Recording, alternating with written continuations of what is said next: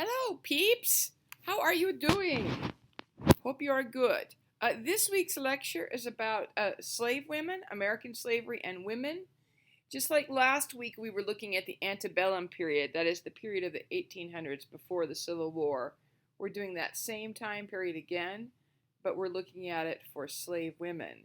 And like all the lectures that we do in this class, this could be a whole 15-week course. So we're just covering some tiny parts of this topic tonight, today, this morning. Depends on when you're listening to this thing. Yeah, right? Material conditions, ideologies, and resistances. Ways in which slave women resisted their oppression. Next slide. First, some basic slavery history. This isn't history 1. I'm not going to do a whole bunch of this, but just a tiny bit so we have some context, okay? For the English colonies, which would become the United States of America, the slave trade was first legalized in 1665. Now, in the Spanish colonies, it was legalized earlier and then made illegal earlier than the English colonies, etc., etc. But we have in America pretty much slavery from 1665 to 1865, when the Civil War was over and the 13th Amendment was passed that abolished slavery.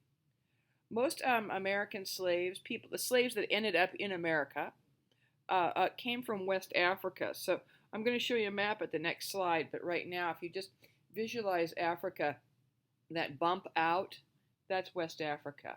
And most of the slaves came from there. And then we also had some slaves that were Native American people, but not very many. The colonists found out really early on that Native Americans made bad slaves because, one, they kept dying from disease, and two, they could run away and run away effectively. That is, they could run away and had some place to go. Whereas if you imported people from Africa, imagine that was you, that you been imported from Africa to, say, Virginia. Where are you going to run to, particularly in the early days? Later on, there'll be places to run, but then again, most slaves will be in the Deep South where it's too far to run. We'll look at that map too. Anyway, next slide. See it? Notice that North America, the parts of America that will become the United States of America, are only a tiny part of the slave trade. This in no way excuses America and slavery. It's a shameful and horrifying part of our past, and I'm not kidding about that. I'm not taking it lightly. But you can also see there was an immense number of slaves imported to Central and South America. It turns out that slavery in North America and slavery in Latin America were very, very different. If we were doing lectures about slavery, we'd have to separate those two areas. And this, again, is not that class. But one of the reasons slavery in North America is different is because when the United States of America was founded, one of the compromises was slave owners could keep their slaves, but the people who didn't like slavery got Congress to abolish the transatlantic slave trade. So that's what that map shows. See, Atlantic is the Atlantic Ocean, that big piece of water between North and South America and Africa. Trans, to cross. So in America, the transatlantic slave trade became illegal in 1809, which meant that slaves I think we have 1807. We have a slide coming up about that. But in Latin America, the slave trade wasn't abolished. The transatlantic slave trade wasn't abolished till much later. And so they could continue to import slaves from Africa. And because slaves from Africa were plentiful, they were fairly cheap. And so those slaves were treated more brutally than the slaves in North America. Now, again, I'm not saying it was fabulous to be a slave in North America. It's not fabulous to be a slave anywhere. But because of the American slave trade, the North American slave trade relied on what we call natural increase. Slaves were treated differently. I desperately hate to say better, but differently. And then, of course, they became more valuable because you couldn't just import more from Africa, and then that meant that the people who were committed to slavery had a larger economic commitment to slavery, which is part of the reason we can we'll have the Civil War coming. That is, the United States will go to war with itself over slavery. Yeah, okay. Now, there's a whole bunch of stuff I could say about why it was that slaves came from Africa, but again, this isn't that class, but suffice it to say that there's a bunch of tribes, peoples, nations in Africa who were at war with each other in the 16 and 1700s. And so what they were doing is they were making war with each other and then taking captives and marching to the coast and selling them to the European slave traders. And if you're thinking, why would Africans sell Africans? These are people, Africa's a continent, not a country, right? These are people who don't see themselves as having anything more in common than the French and the English do, who made war on each other for centuries. So, yeah, that. I don't want to go on and on about that. That's enough. Next slide. When we were looking at the map. In 1807, Congress made the transatlantic slave trade illegal. It's important we say transatlantic slave trade because, of course, the slave trade in general wasn't illegal. The domestic slave trade, that is the slave trade inside the country, the buying and selling of human beings inside the country, was completely legal. Because the transatlantic slave trade was made illegal, two things. One, yeah, there's some illegal importation of slaves going on. Just because you make something illegal doesn't mean you stop it, but you really do squeeze it down to a smaller amount, and that means that slave owners had to rely on natural increase, and that's important for women's history because natural increase is a coded way of saying had to rely on female slaves making more slaves, baby slaves. Nice, right? Baby slaves. Yuck.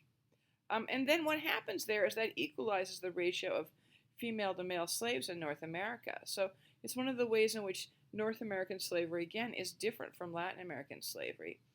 Latin American slavery relied on imported slaves for a very long time, and the vast majority of imported slaves were men.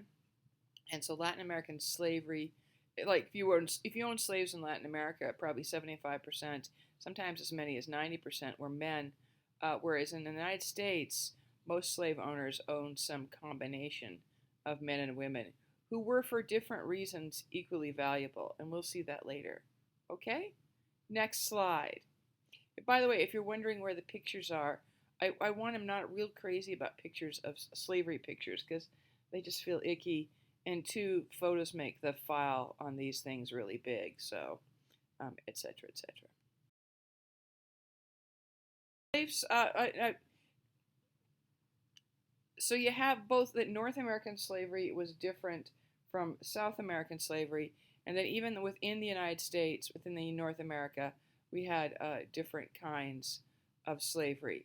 We often think that they had slavery in the southern states, but not at all in the northern states. But for the first, remember, slavery started in 1665. You don't get until the 1800s slavery abolished in all the northern states, and really no significant number of slaves up there. So what you have there, see, it says slave societies versus societies with slaves. What you have in the northern states is societies with some slaves. And what you have in the southern states is a slave society. That is a society in which the economy and the customs are all based upon this notion that some human beings can own other human beings. Northern states will gradually abolish slavery so that by 1810 there are very few.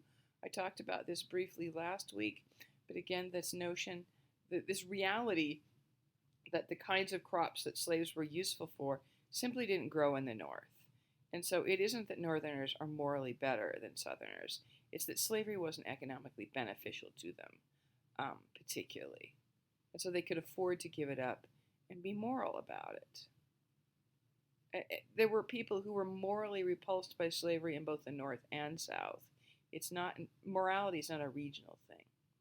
So slave societies became then committed slave societies because they had the crops that slaves were helpful for. If you could grow cotton, mostly cotton, 90% of it's cotton, rice and sugar cane with slave labor, you could make an immense amount of money.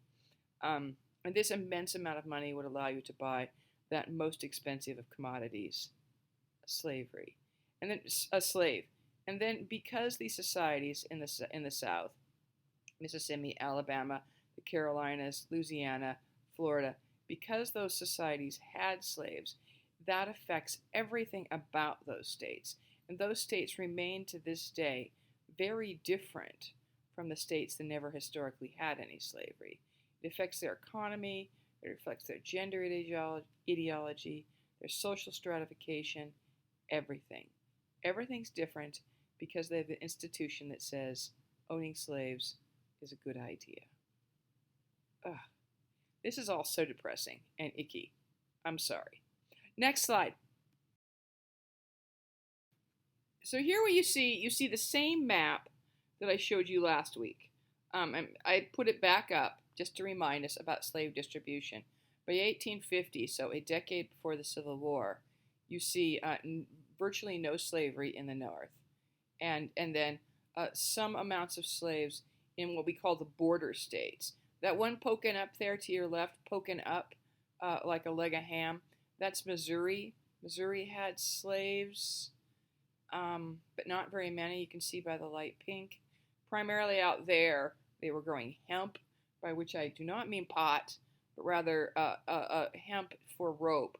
Rope was, people used rope for ships, used rope for factories, used rope before plastic and rubber. You needed rope. So they're growing hemp out in Missouri. And then you see this sort of deep color reds in about where you'd expect to see them. And then all the way, some pink, all the way through Texas territory, where they're also growing some cotton. Again, because those are hot places with long growing seasons. And then again, when we talk about resistance, when we talk about slaves running away, keep in mind when you talk about, sometimes in America we make this argument that slavery couldn't have been that bad because most slaves didn't run away. Well, take a look at that. Imagine you're a slave down there in that Louisiana boot. What? And you're going to run up to Ohio, that, up there where the green and red meet each other. See that? That's like the entire length of California. Now you're going to do that through hostile territory where people are going to catch you. Explain to me how you do that. Well, you don't. So slaves don't stay slaves because they like it. They stay slaves because many of them are far too trapped to get out. You've got entire states with laws and customs designed to keep those people enslaved. It's not fun. Next slide. Conditions for slavery. And again, all of this stuff right now is non-specific to women. So we're still just setting general context for slavery.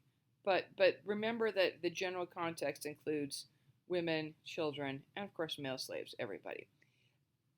This first thing, I cannot emphasize this enough. Slavery is an economic institution. I think sometimes we think that slavery existed because people were racist or because white people in the past were just naturally bad. Yeah, slave owners are repugnant. And people who don't think it was that bad are repugnant. But slavery is an economic institution. It's an institution where some people get to own their workers. And masters, the owners, get to maximize their profit by keeping their labor costs low. Imagine you could have a business where all you had to do to have workers was to take care of their room and board, right? And the less you spent on your room and board for your workers, the more you could save for yourself. And that's capitalism, people. Capitalism means the owners of the means of production get to keep as much as they want. And so what will happen in slavery is the ultimate capitalist institution. So next time you hear somebody babbling about how great capitalism is, remember that the ultimate expression of capitalism is slavery. So if you're going to maximize your profit, you need to keep your costs low. And you do that by, next slide, standard housing. Now, clearly this picture is a reenactment. We don't have any colored pictures from slave days. But what you see is slaves kept in very small spaces without much in them. Slaves didn't have lots of furniture, lots of pots and pans. Indeed, we know from plantation inventories, that is, big plantations and farms would have inventories. Particularly when people died, you'd get an inventory of everything. We know that sometimes slaves had for each household, one pot and three spoons, no furniture, some rudimentary bedding, um, really basic stuff. Notice this house doesn't have a fireplace or any windows, so it would have been hot in the summer and cold in the winter. Really unpleasant. Unpleasant way. And remember, the rich people, the owners, are living right over there. So they're living over there in their big fancy plantation houses. And by the way, should you ever visit the American South and you take a plantation tour, just know that I will be ashamed of you. That's not cool. We should not be touring these places as if they were fun things to do, as if they were Disneyland. These places are not that different from how we should think about Auschwitz or any other. These are places where human beings tortured and oppressed other human beings. They're not charming. It's not Scarlett O'Hara. Don't go on the tour and enrich the people who are selling you this myth of the great and glorious romantic Southern past. It's gross. It's this. It's people living in poverty so that some people can be super rich. Oh, slavery makes Peg mad. Next slide. Also, feed your people the cheapest food you could. And so slaves ate what is always classically poor people food. You get this in all regions. There's the elite version of food and there's the poor people version of food. And the poor people version of food is always really high in carbs and really low in protein. And then if there is any protein, it's often organ meats. So what you see here in classic soul food way is on the plate you see beans, rice, and yams. And then over there, cornbread. Poor people historically have eaten bread made with cornmeal because it's cheaper than wheat flour. White people get to eat wheat flour. Poor people get to eat cornmeal. You see this in, for example, in Mexican cuisines. Again, rice, beans, cornmeal, and the tortillas and the tamales, right? You see it in lots of cuisines. You see, and I know I'm an ex-Italian chef. At poor people Italian cuisine, polenta, which is cornmeal, lots and lots of pasta, and lots of vegetables, lots of rice dishes where you take a small amount of rice and stretch it out into something. Asian cuisines do this with rice porridge, the same thing. Not so much corn, but anyway, lots of carbs, not a lot of protein. Now, that's one thing, but you can also imagine that if you were then put out to extremely hard labor, it'd be deleterious to your health because human beings need some protein, and human beings who work long, hard hours need more protein. So, low nutrition food. Notice also there's sort of a dearth of fresh vegetables. We do know that slaves would keep gardens if they were allowed to behind their cabins, and they would grow things that would kind of be low maintenance, particularly greens, because collard greens, mustard greens, etc., you can plant them and they'll kind of they'll grow without a lot of fussing. And since a slave had a full-time job working for a master, they couldn't spend a lot of time tending their own gardens. And I've got some greens out in my garden now that have just been growing there all winter long. They don't mind particularly being snowed on. And they're just growing away, and every once in a while I go down and I pick some for the tortoises. So you would also have some slaves would have augmented their diet with the kinds of easy things you could grow in a garden. Not fancy stuff like tomatoes and fussy stuff like cucumbers. Yeah. Next slide. House your slaves in cheap housing and uncomfortable housing. You would feed your slaves cheap and not very nutritious food, and you would dress your slaves in very substandard clothing. We have two pictures here, and I'll say the one on the left is clearly a studio picture and kind of a reproduction of what it would be like for a slave woman. So the problem is we don't have pictures of poor regular slave people. Masters didn't haul the photographers out to take pictures of the shameful thing they were doing in the yard. But what we have there with that woman on the left is kind of, if you click that and make it a little bigger, if you haven't already, it's sort of a sense of how ragged things would have been. That what we know from plantation inventories is that slaves would be given a pair of trousers and a shirt, or a skirt and a shirt for the year. And now imagine that. Imagine wearing the same shirt for a year and how raggedy it would get. And particularly given that you're washing stuff by hand with harsh soap when you're washing things, because you wouldn't have always had the time, because you couldn't just pop something in a washing machine, right? So immensely substandard clothing. And again, remember, when it got cold, that could be, slaves weren't issued coats or wool socks or comfortable boots. Indeed, most of them spent their lives barefoot because shoes are expensive. And then on your right, you see there a slave dressed more like that clothing we saw in 19th century white women last week.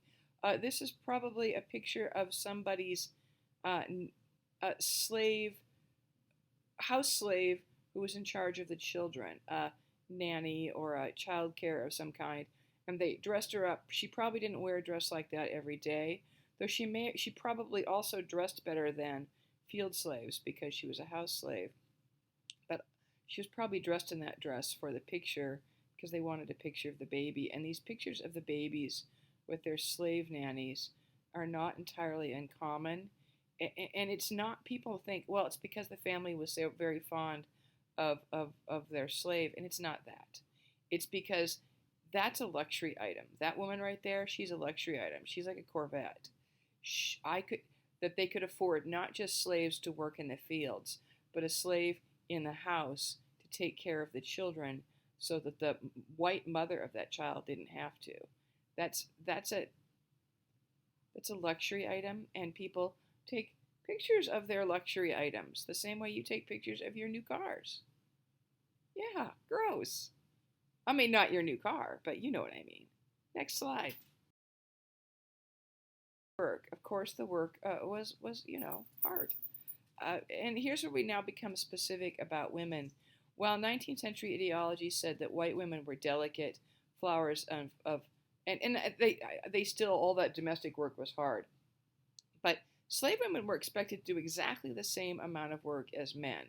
That is, slave masters didn't differentiate between women workers and male workers.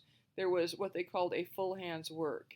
So every master had a standard for what a full hand's work would be, and everyone was expected to do it.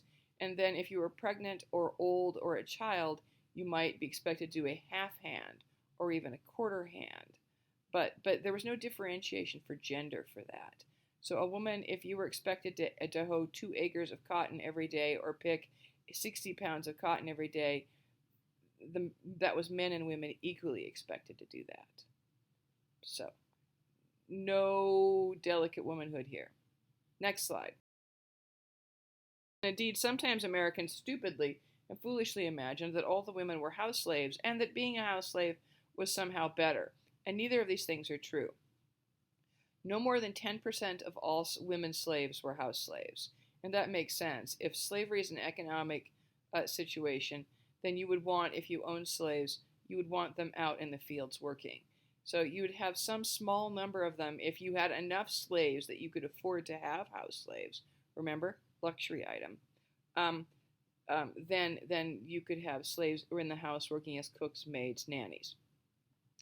And that we know that slave women, toward the end of slavery, when slavery ended, and then the government sent out people to interview ex-slaves about their slavery, we know that women reported that they didn't like being house slaves because you were under the scrutiny of master and mistress constantly, and you went to work constantly. If you were a field slave, you worked from dusk to dawn probably, but then you had your nights off. Once it got dark, you were done working. House slaves could work all the time, and master and mistress were always there, so they could be punished for the smallest infractions. And yeah, I suppose some masters probably were smart, but the problem is in a system of vast power inequality where one group has almost all the power and the other group has none of the power, that's going to create abusive people. There's something about human nature. There's tons of studies about this. So we know that masters and mistresses were immensely cruel to their house slaves.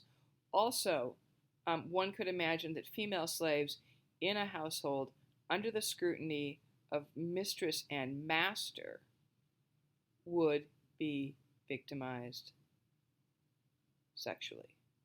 We'll talk about that in a minute. Icky, icky, icky, and depressing. Next slide. Female slaves did two kinds of work, productive work and reproductive work. Now, all women do this, all of you. That is, we do all the productive work. I go to work, I get paid. Well, I don't go to work anymore. I stay home and work. I get paid. I do all that. That's my productive work. And then there's my reproductive work, which is one, I reproduced the Lamphere and Burke family lines by making a kid and then raising it, but also reproductive work, to work that needs constant reproducing, housework. So the productive work, slave women did all of that, the hoeing, the picking, the planting, if they were house slaves, the laundering, the cleaning, the taking care of the children, all of that. That's also what male slaves did. The difference between female slaves and male slaves is that female slaves also had to do. Next slide. So the idea was that slave women were also the reproducers of new slaves. Slave women had, because they were property, they had little or no control over their bodies and their children's. Masters would often put two slaves together and say, you will be making the babies. And if that couple didn't make babies, they would switch out the man with another man. Often, and let's be super honest about this, shall we? Masters sometimes just did the work themselves, the reproductive work, which is a super-coded way of saying masters raped their slaves. Slave children were often sold away from mothers, particularly as they got older. You wouldn't sell away slave babies because that's a good way to kill a baby in a world with no formula, and slaves were valuable. So you would sell women with their children until the children reached a certain age, at which point you could start getting rid of them. Now, I'm going to warn you a tiny bit before we go on to the next slide. What I'm about to show you is gross. Now, it doesn't appear gross on the surface of it. I'm going to show you a chart about slave prices. But what I'm about to show you is a chart about slave prices, about the prices that people put on other human beings for the buying and selling of them. Okay, next slide. What I want you to see here is how big these numbers are. And what this money here, this is 1860 slave prices. This money here isn't converted for our purposes. This is money in 1860 dollars. So John, 18 years of age, was worth $1,500 in 1860. Now, I don't know exactly, the conversions change from year to year, but what I know is the last time I looked, it's at least 10 times that. So essentially what we're saying is John's worth $15,000 in today's worth. And it may have been more than that. But $1,500 in 1860 time. It's a new car. Dick is 21 and worth 14. Jerry's 38 and only worth 700. Why? Jerry's 38. And if you're thinking, well, 38's not that old. 38's that old if you've been worked hard your whole life, lived in poor conditions, and eaten poor food, and been abused. Jerry's probably just about worn out. Major's only worth $480 because he's 50. Now, an older guy with skills, like he was a butler or a blacksmith, might be worth more. But what I want you to do is get down to these female names. Look at Isabella. She's 40, so she's old. So she's older than old Jerry up there. But she's got 3 kids, 11, 5, and 2. So, one, you're not just buying Isabella, you're buying all of her children. And also you're buying the fact that at 40, maybe she can make a couple more. Especially since she's got a 2-year-old with her. That suggests she recently reproduced, and she could do it again a time or two. And so you're buying not only a family package, but you're buying the promise of children she has not yet given birth to. She's worth $1,600.